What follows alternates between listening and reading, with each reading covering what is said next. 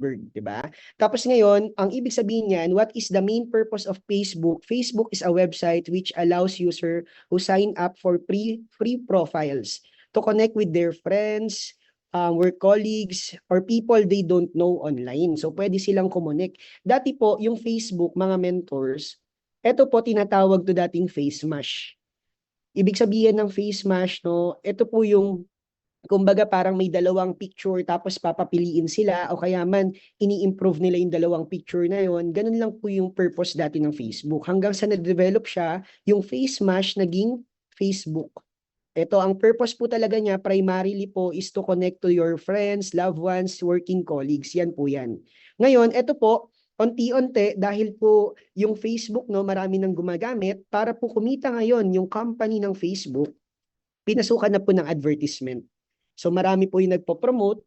Ganito po nangyayari yan. Okay? Yung Facebook po natin, para kumita yan, ang primary na dapat po niyang mapasaya yung mga Facebook user. Kaya mapansin mo, no, 'di ba tayo pag nag-Facebook tayo, minsan scroll tayo ng scroll pababa, no, wala naman pong hinahanap, 'di ba? Bakit? Kasi na-enjoy natin.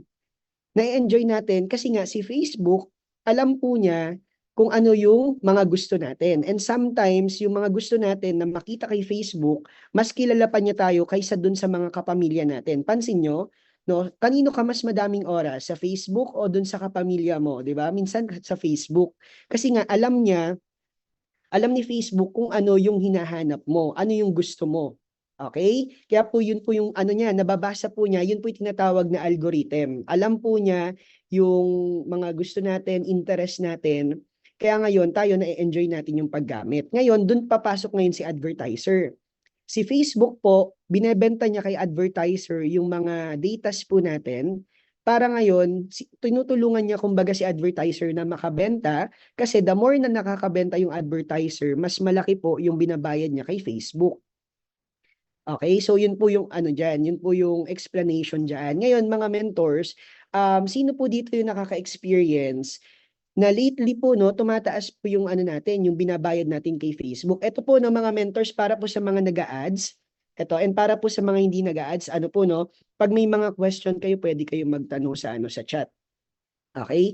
So yun mga mentors, no, sino po dito yung lately nakaka-experience na tumataas ang cost per message?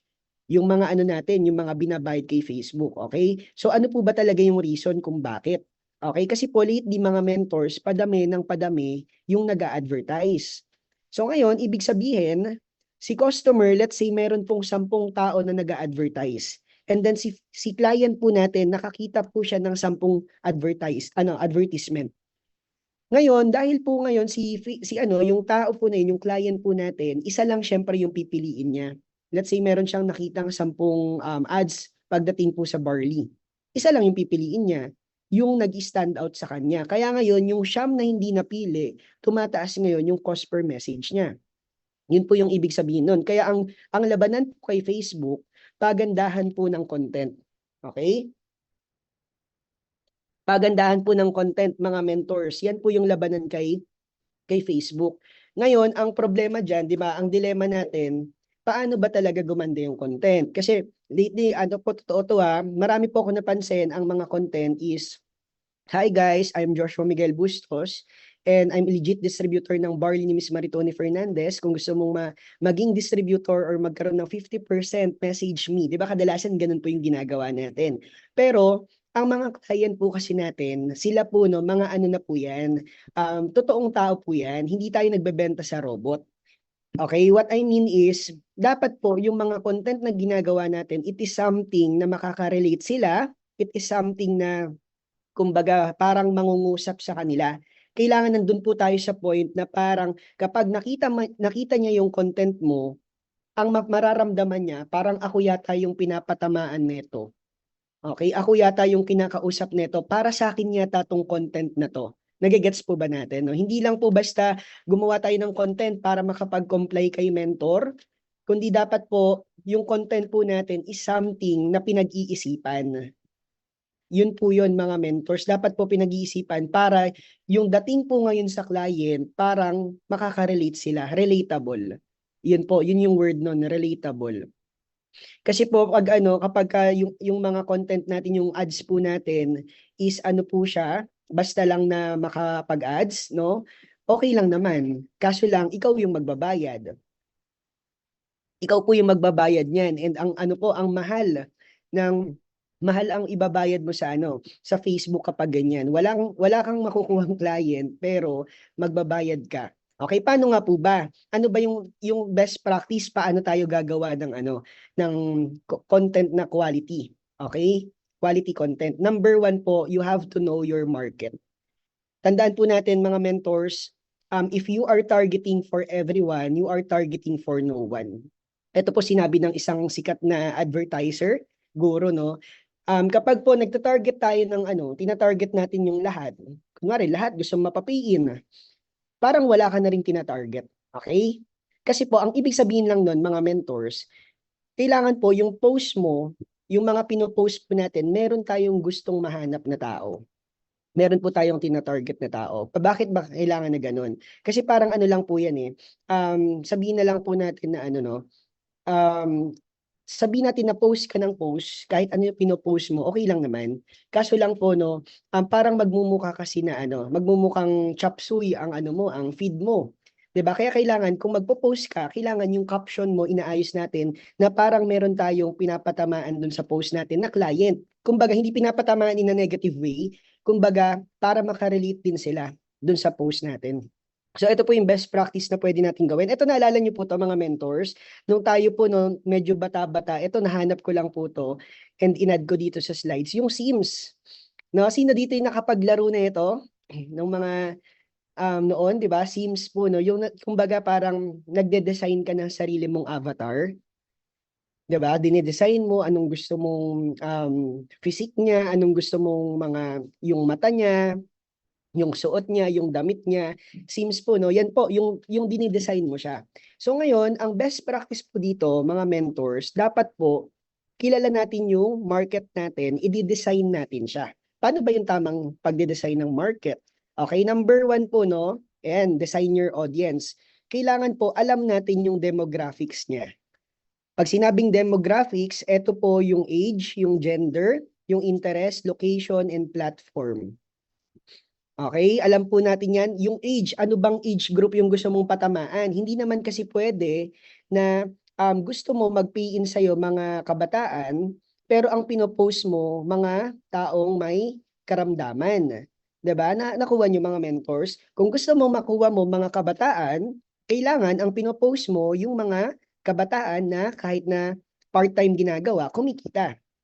Hindi din naman po pwede na gusto mong makuha, binebenta mo barley, pero po ang ano mo, ang pinopost mo is yung mga kumikita, 'di ba? Kumbaga parang contradicting. So kailangan po ang pinopost po natin, naka-design po 'yan para dun sa specific market na gusto mong ma-target. You have to know their age. Kailangan alam mo na itong gusto ko ma-target 30 years old to 65 years old. Okay? Tapos ngayon naman, kaya nga si ano ito, sample na lang mga mentors. Sample na lang, yung Jollibee. Okay, yung Jollibee mga mentors, alam po nila na kapag tinarget nila yung mga bata, kikita po sila ng malaki kasi po hindi po pwede. Yung mga bata, walang pera yan ha. Yung mga kabataan, pero nga nakikita ko dun minsan 1 year old, 2 years old. Even yung kapatid ko, 2 years old pero laging hinahanap si Jollibee. Kasi alam po ng mga ano, ng may-ari ng kumpanya, si Tony Tan Katyong, na kapag tinarget niya yung kabataan, kasama automatic yung magulang. 'Di ba? So yun po, dapat alam mo yung target mo. Pansinin niyo mga mentors, kahit na ano, pag nandun tayo, puro pinapatugtog nila pangkabataan na kanta. Sino dito yung palaging nasa Jollibee? No, na alam yung dance step. May kilala ako niya, no? So yun mga mentors, no? Kailangan po alam natin kung sino yung target natin, hindi magulo. Eh paano kapag kunwari na lang o pumunta ka sa Jollibee tapos nagpatugtog doon, mga ano madadrama na kanta. Sa tingin mo gugustuhin po ng kabataan? Hindi, 'di ba? Kaya kung baga, alam nila yung market nila na para to sa kabataan, para to sa mga bata. So ngayon, kapag tinarget natin yung bata, ang mangyayari niyan, pati yung magulang, imposible na hindi nila kasama. Nakuha natin, no? Kaya po, di ba, yung mga kantahan dun pang bata, no? Tapos yun, kailangan alam mo rin yung gender nila. Ito, based sa experience po namin, madalas po, no, ang tinatarget talaga namin, mga, ano po, kababaihan. Kasi po, mahina po kasi minsan ang mga ano mga kalalakihan kahit po may edad na, kahit na medyo may nararamdaman na, minsan hindi pa din po nila hindi sila gumagastos sa health nila. Okay, meron ilan-ilan no, pero mas madami po yung portion ng kababaihan. Okay, tapos interest naman, dapat alam mo yung interest nila. Kunwari, ang interest nila mahilig silang magpaganda, tapos mahilig sila sa health and beauty supplements, mga ganyan, mahilig magpaputi, 'di ba? Kailangan alam mo 'yan. Kailangan din alam mo kung taga saan sila. Okay, saan ba merong kunwari location, hindi naman kunwari na lang gusto mo makakuha ng mga high-end na client. Pero yung location na tina-target mo, yung location na alam mo na hindi naman ganun kaganda yung mga opportunity ng trabaho nila doon, 'di ba? Ibig sabihin, hindi mo mata-target yung gusto mong ma-target.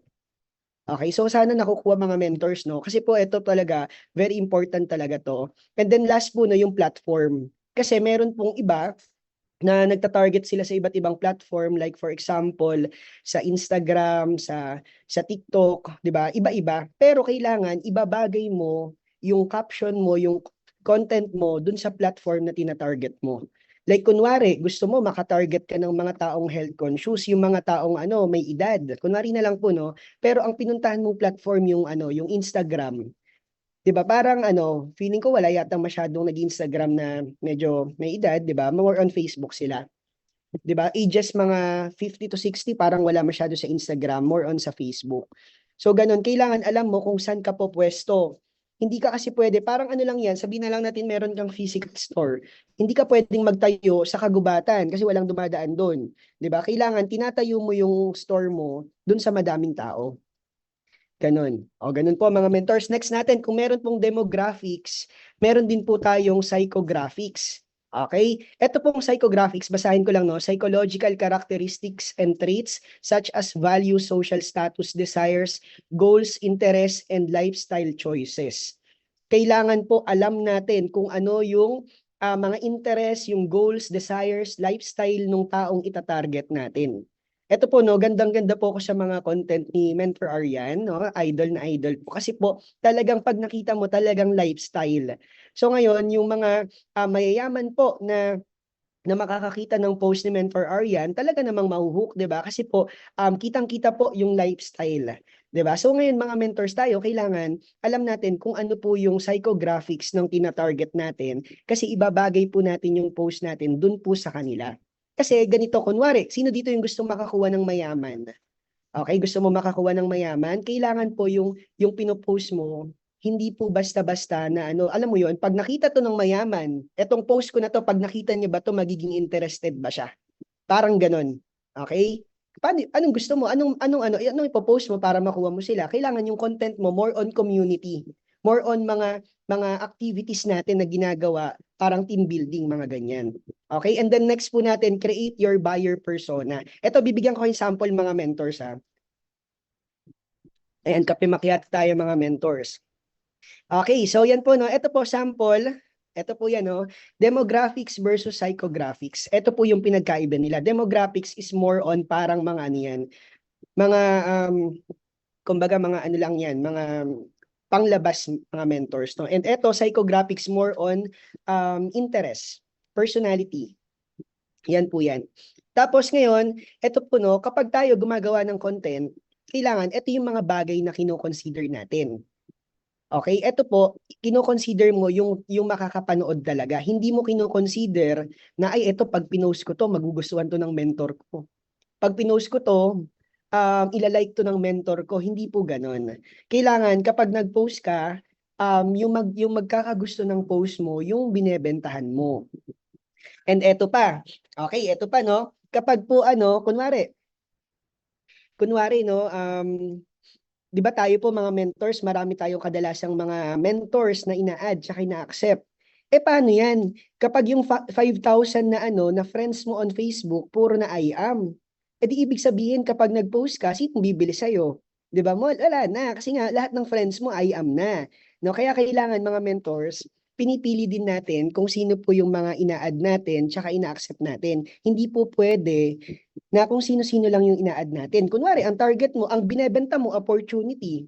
tapos ang friends mo puro ages 60 years old, sa tingin mo ba may di-inquire sila doon sa pinost mo na opportunity? Hindi naman eh, kasi nga may mga edad na sila eh. Okay lang kung ang binebenta mo barley, 'di ba? Barley yung binebenta mo, tapos yung mga friends mo on Facebook, yung may mga ages 50 and 50 to 60 years old. Okay, parang ganun po siya. Kaya um, ako po no, isa sa mga tina-target ko talaga ngayon mga YEP no, mga kabataan. So ang ina-accept ko on Facebook more on mga kabataan. Tapos medyo naglilimit ako ng mga ina-add ko na mga ina-accept. Yung siyempre pag i-accept mo kapag ka-team mo. Given na yon sa Team Titans, pwede natin i-accept yung mga Team Titans po no, pero ililimit mo lang din yung ibang team kasi nga kapag napuno yung 5,000 na friends mo ng puro IAM, parang para saan pa na nagpo-post ka? 'Di ba? Wala ka nang mata-target noon. IAM lang din yung magla-like doon. 'Di ba? So yun po yung sinasabi ko doon. Ngayon, ito po, ganito tayo mag-post. What they think, how they think, ano yung pain points nila, ano yung pleasure. Okay, ganyan po dapat tayo. Yan po yung tumatakbo sa isip ng client natin every time na makikita nila yung post natin. So kailangan tayo po as seller, no, as ano tayo as content creator ngayon kasi more on content na eh, di ba? So ngayon kailangan ganyan po tayo mag-isip. Kapag ba nakita to ng client ko, ano yung iisipin niya? Paano niya to iisipin? Ano yung pain points niya? Ano yung pleasure? Ito po yung sample. Sample, no? Ito po yung sinasabi ko sa inyo mga mentors na buyer persona. Sabihin po natin, si Alex po, yan pinangalan ko sa kanya Alex, no? Alex, the competent employee. So, empleyado si Alex. Ang profile overview niya is, ito po, ang pangalan niya ay Alex Johnson. Tapos, ang edad niya ay 32 years old. Gender niya, either male or female. Tapos, location po niya, taga Quezon City siya. Occupation, empleyado. Tapos, meron siyang pangarap. Okay, yan po yung ano niya. Yan yung pagkaka-describe ko sa kanya. Kumbaga, etong si Alex, hindi po to totoo pero yan yung gusto kong ma-target na client. Yan yung gusto ko na ma-attract. Kumbaga, ina-attract ko po yung ganyan na mag-inquire sa akin. Tapos, education niya, college graduate. Income niya, 20,000 to 30,000 monthly. Now, eto po, no? Ganito po yan, mga mentors. Okay? Ito po yung sinasabi ko sa inyo, psychographics. Pag sinabing psychographics, mga mentors, yung pain point nila, dapat alam po natin. Di ba kadalasan po, no? Ano yung pain point? Ano nga po ba yung mga nagpe-prevent kay Alex from joining network marketing? Kailangan alam po natin yan. Okay? Kasi po, kapag, yan yung tinatawag din nating objection, di ba? Kailangan alam mo kung ano yung nagiging resistance o pumipigil kay Alex para siya mag-join sa networking. Okay, number 1, skepticism about legitimacy. So yan, ayan po yung isa sa mga dahilan, concern po niya doon, baka ma-scam siya o kaya man baka mamaya takot siya sa mga unethical business model, 'di ba? Yung mga hindi nagsabi ng totoo o kaya man laging sinasabi hindi ko linya yan o kaya man hindi para sa akin yan. Yan yung mga concern ni Alex. Pero mga mentors, hindi niya naman kasi pagka nakita ni Alex yung post natin, hindi naman niya sinasabi sa atin yun eh. Kumbaga, yun lang yung tumatakbo sa isip niya. Kaya kailangan, kapag dumaan sa feed ni Alex, yung post natin, tayo po, focus tayo sa solusyon. Kumbaga, hindi pa niya ino-open up yung problema niya kasi usually mga friends natin hindi naman agad mag-chat, di ba? Tayo po, yung post natin, nakafocus tayo more on solutions. So ngayon, ang post mo is more on testimonies, pwede kang mag-share dito ng case studies ng mga kumita, 'di ba? Income testimonies, create a plan and strategy. So yan yung mga ano natin, mga solusyon natin. O next natin, ito yung isa sa mga pain point nila. O next pain point natin is fear of high initial investment. Ito, yung kadalasan po, no, natatakot sila na baka mamaya malaki yung ilalabas nila. Pero minsan, hindi naman kasi nila tinatanong talaga yun, di ba? Yung mga friends natin, tumatakbo lang sa isip nila yun pagka nakakakita sila ng post natin. Okay? Usually, hindi na sila nag-i-inquire. Kaya kailangan po, bakit pa nila yun iniisip, di ba? Si Alex, ang concern niya, Alex might be hesitant to join due to the initial cost or investment required. They may worry about the risk of losing money. Kasi po, di ba, remember, si Alex po, isa siyang empleyado na kumikita ng 20 to 30K a month. So ngayon, pag nakita niya yung post ko, na pwede kang kumita dito sa ginagawa ko, yun yung post ko, no? Si Alex, takot siya na pag nag-join siya, baka mamaya masayang po yung ilalabas niya kasi po masyadong malaki para sa kanya.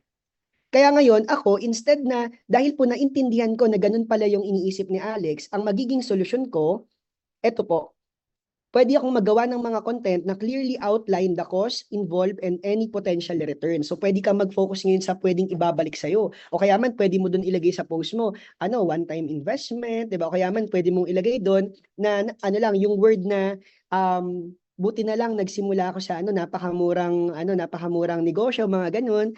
Pwedeng anything, no? Be creative. Be creative, pero kailangan mapakita mo dun sa post mo, pag nakita ni Alex na hindi naman masyadong malaki yung ilalabas, pero yung pwedeng bumalik sa kanya, kumbaga mababago yung buhay niya. I hope mga mentors, nakigets po natin ito, no? Tapos, eto, ayun, tama po si Mentor Gold, na-anticipate na yung objection and nasasagot na through your post. Okay, tapos next po natin, eto po, no? Time commitment concern. Di ba kadalasan mga mentors, yung mga friends natin, ito po yung concern nila kaya hindi sila nag-i-inquire. Nakikita nila ay sa isip-isip lang nila to hindi sila nagtanong napaka-busy na ni napaka-busy na ni Kevin, no? Kasi napaka-busy na ni Kevin, ayoko nang ganun, baka mamaya hindi ko mapagsabay yung trabaho ko kapag ginawa ko yon. So yun yung concern nila. Kaya ngayon, kailangan tayo ina-anticipate na natin yon kasi ang concern niya, eto, basahin ko lang, Alex may be concerned about the amount of time needed to succeed in network marketing. Ito, no? Also, meron siyang fear it might be too demanding to balance with their current job and personal life. Kasi si Alex, remember, empleyado siya, natatakot siya, baka mamaya, kapag nag-join siya, kailangan niyang i-full time. Lalo na kung palagi mong pinopost sa Facebook, na full time ka sa IAM, lahat ng ginagawa mo, IAM, di ba? Si Alex, natatakot